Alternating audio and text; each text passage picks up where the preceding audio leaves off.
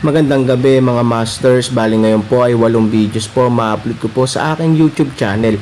Tama nga mga masters, 8 videos nga po ma-upload ko. Yon, what's up mga masters? Nandito na naman tayo sa panibagong araw, panibagong kabanata na naman ang pagsasama-samahan natin ngayon guys.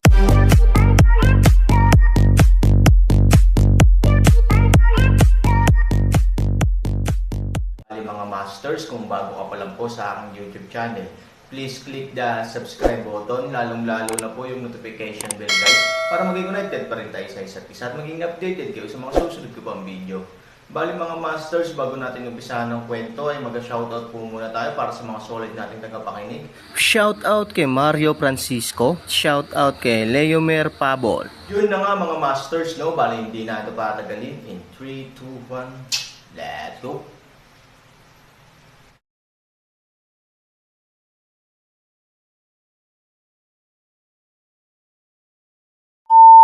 Anong problema? Sumimangot si Aaron. Ano ang gusto mong gawin ko sa 4 na lungsod na ito? Daan-daang Xiaosheng sa lawa ng ilog ang minsang hinayla ang Aaron, at nagtanong ng maingat. Anong problema? Ayaw mong salakayin ang 4 na lungsod na ito, hindi ba?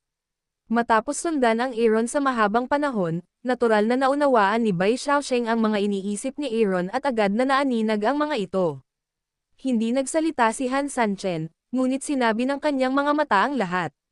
Hindi, 3,000. Dahil doon, nagmamadaling pumunta si Bai Xiaosheng sa kanto kasama ang Aaron. Nang dalawa lang ang tao, sinabi ni Bai Xiaosheng, alam mo ba ang mga puwersa sa likod ng 4 na lungsod na ito? Kahit anong pamilya ang naririto, kahit na hindi ito isang subordinate na puwersa ng alinman sa 3 pamilya, ito ay nagbabantay sa malaking lungsod sa buong taon.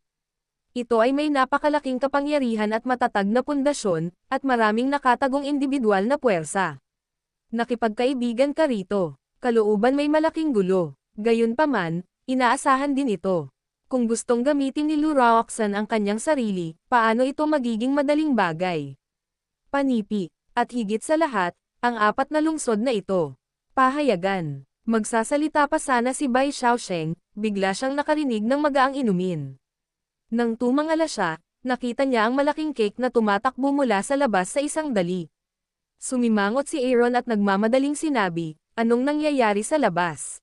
Maraming tao ang nasa dilim sa ilalim ng liwanag ng buwan sa gabi. Hindi ko alam kung ilan, ngunit tiyak na mapupuno nito ang ating paligid. Walang 100,000, kahit 10,000 tao. Ano? Biglang sumimangot si Bai Xiaosheng, at si Fu Mang ay medyo nataranta. Bagamat matagal nang sinabi ni Han Sanchen na maaaring hindi pa tapos ang mga bagay, hinding-hindi susuko ang kabilang partido at binigyan sila ng isang shot sa puso, ngunit saan mo may isip na ang mga tao mula sa kabilang panig ay 10,000 tropa na hindi man lang mag-isip tungkol dito at kayang palibutan ang lungsod. Saan ang napakaraming monghe na lumalabas? Panipi, tumingin sa isa't isa, ang lahat ay nagkataon na nakatuon ang kanilang mga mata sa Aaron. Pero, ito ay kakaiba sa oras na ito, ang malaking cake day ay sumimangot at biglang nagpasok ng isang pangungusap. Tanong ni Aaron, napakakakaiba ng grupong iyon, napakaraming tao dito. Dapat palibutan nila tayo sa unang pagkakataon, ngunit, pero ang mga inang ito ay higit sa 10 milya ang layo.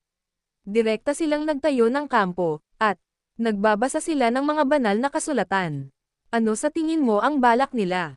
Ang mga salita ng malaking cake araw ay agad na natigilan sa lahat ng naguguluhan na mga taong naruroon. Aaron, abnormal talaga. Ang hukbo nila ay pumipindot sa hangganan. Natural, dapat palibutan nila tayo sa dilim, o kahit direktang labanan tayo sa tulong ng maraming tao. Hindi makatwira na magkampo sa labas ng ligtas na distansya at bigkasan ang mga banal na kasulatan upang ipaalam sa atin ang kanilang pag-iral. Ang mundo ay puno ng karunungan. Ito talaga ang pinagdududahan ng Aaron. Hindi ba ito ang bawal sa pagmarcha at pakikipaglaban? Hanggat may kaunting utak ang mga tao, hindi nila ito gagawin. Unless, gusto niyang hindi lumaban kundi sumuko. Sa ganitong paraan, idiniin nila ang Aaron, ngunit sa kabilang banda, alam din nila na sila ay nakikipag-ugnayan sa kanilang sarili. Ngayon ginagamit pa rin nila ang pamamaraang ito. Hindi ba't tila sila ay napakababa at tanga? Anong gagawin natin ngayon, di ba? Kung hindi, magpapahinga tayo at tatakbo magdamag. Anyway, walang kahihiyan. Sabi nga sa kasabihan, hindi agad natalo ang isang bayani.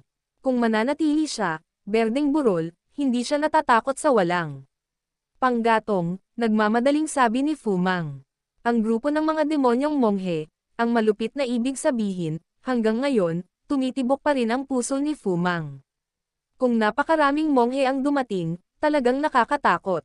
Kung manggahas silang kumanta ng mga banal na kasulatan ng malakas, ito ay nagpapatunay na hindi sila natatakot na tumakas tayo. Umiling si Aaron. Oo, Fumang, huwag kang pabigla-bigla. Baka ang pakay nila talaga ay para kaming mga langaw na walang ulo. Tulong mula din nagmamadaling iwasan ang paraan. Hindi rin ito o iyon. Ano ang dapat nating gawin? Pwede bang manatili na lang tayo sa lungsod at makinig sa kanilang pag-awit ng mga banal na kasulatan sa atin sa labas ng lungsod?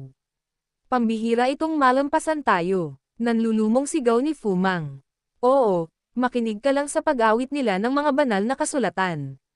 Han 3,000 biglang isang ngiti, at pagkatapos, pabirong tumingin sa Fumang, ikaw ang mood na ito ay masyadong makusok, makinig sa Buddhist kasulatan upang patatagin ang isip ay isang magandang bagay, matulog ka.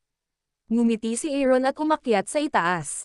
Lahat sila, sa pangunguna ni Fumang, ay natigilan, ngunit ang Aaron ay umakyat sa itaas na may ngiti.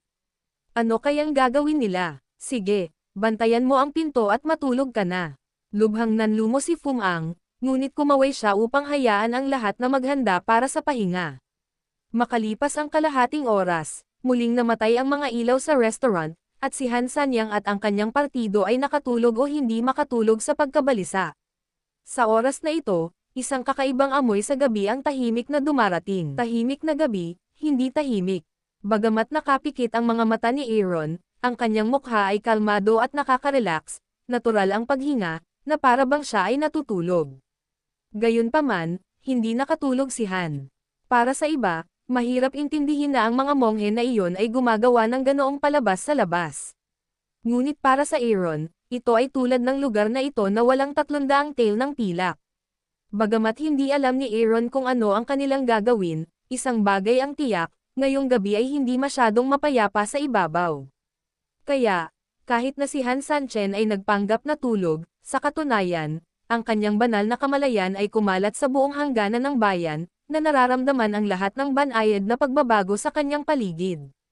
Biglang sumimangot si Aaron. Naramdaman niya ang malakas at kakaibang amoy na biglang bumuhos mula sa labas ng lungsod, ngunit kakaiba, single ang energy. Sa madaling salita, dumating ang kabilang partido ng mag-isa. Mag-isa, libu-libong tropa ang pumipindot sa hangganan. Paanong bigla silang mag-isa? May isang posibilidad lamang, iyon ay, ang taong ito ay napakalakas, sapat na makapangyarihan upang mapaniwalaan siya ng 10,000 monghe, at sapat na makapangyarihan upang magtiwala na kaya niyang harapin ang kanyang sarili. Kung tutusin sa energy na ibinubuga ng lalaking ito, parang qualified talaga siya. Ang enerhiyang ito ay napakalakas at napakasama kaya hindi makita ng banal na kamalayan ng Aaron ang antas ng paglilinang ng lalaking ito. Gayunpaman, kung bakit kakaiba ang pakiramdam ng Aaron ay kapag ang enerhiya na ito ay pumasok sa lungsod, siya ay naghintay ng mahabang panahon, ngunit hindi niya nakita ang kahit katiting na paggalaw. Ano ang kahulugan nito? Bang! Biglang tumunog muli ang pinto at isang malakas na katawan ang pumasok.